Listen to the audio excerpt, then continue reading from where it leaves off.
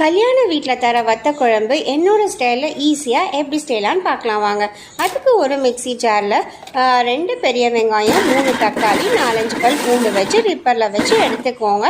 இப்போ நம்ம சுண்டை வத்தலை வறுத்து எடுக்க போகிறோம். ஸோ அதுக்கு ஒரு கடாயில் நல்லெண்ணெய் விட்டுட்டு சுண்டை வத்தலை நீங்கள் பொரிச்சிக்கோங்க. நீங்கள் எந்த வத்தல் வேணால் யூஸ் பண்ணிக்கலாம். மணத்தக்காளி கூட வச்சு ட்ரை பண்ணலாம். எல்லாமே சேம் மெத்தட் தான் ஃபாலோ பண்ணணும்.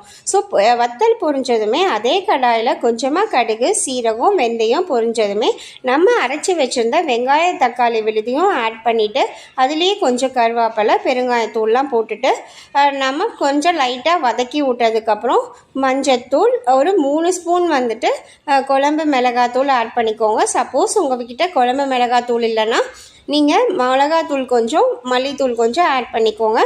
அதுக்கப்புறம் கொஞ்சமாக காஷ்மீரி மிளகாத்தூள் ஒரு 1/2 ஸ்பூன் எடுத்துக்கோங்க. உங்களுக்கு வேண்டான்னா ஸ்கிப் பண்ணிக்கோங்க. ஜஸ்ட் ஃபார் கலருக்கு தாங்க நான் அதை ஆட் பண்ணியிருக்கேன்.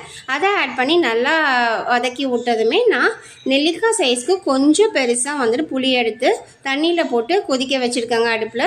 ஸோ அது வந்துட்டு இந்த குழம்பு வந்து நல்லா லைட்டாக கொதிச்சு வரமேது நம்ம அந்த சுண்டைக்காய் வத்தலையும் ஆட் பண்ணிவிட்டு புளியையும் ஆட் பண்ணிக்கோங்க. லாஸ்ட்டாக சிம்மில் வச்சு ஒரு 10 மினிட்ஸ் வந்துட்டு விட்டதுமே நம்ம ஊற்றின எண்ணெயெல்லாம் நல்லா பிரிஞ்சு வருங்க. அந்த ஃபைனல் ஸ்டேஜில் நம்ம கொஞ்சமாக வந்துட்டு வெல்லம் ஆட் பண்ணிக்கோங்க. இதுவும் வந்துட்டு இப்படி பண்ணும்போது சூப்பராக இருக்கும். அந்த புளிப்பு மட்டுமே இல்லாமல் புளிப்பும் இனிப்பும் கலந்த மாதிரி இருக்குங்க. கல்யாண வீட்டில் தர மாதிரியே இருக்கும். நீங்கள் கண்டிப்பாக அதை ட்ரை பண்ணி பார்த்துட்டு எப்படி இருந்துச்சுன்னு சொல்லுங்கள். என்னோடய சேனல் பிடிச்சிருந்தா கண்டிப்பாக லைக் பண்ணி சப்ஸ்கிரைப் பண்ணுங்கள். இந்த மாதிரி ஈஸியான ரெசிபிஸ் நான் உங்களுக்கு கண்டிப்பாக கொண்டு வரேன். இது வந்து சாப்பாட்டுக்கு மட்டும் இல்லைங்க, இட்லி, தோசை, சப்பாத்திக்கு கூட சூப்பராக இருக்கும். ட்ரை பண்ணி பாருங்கள்.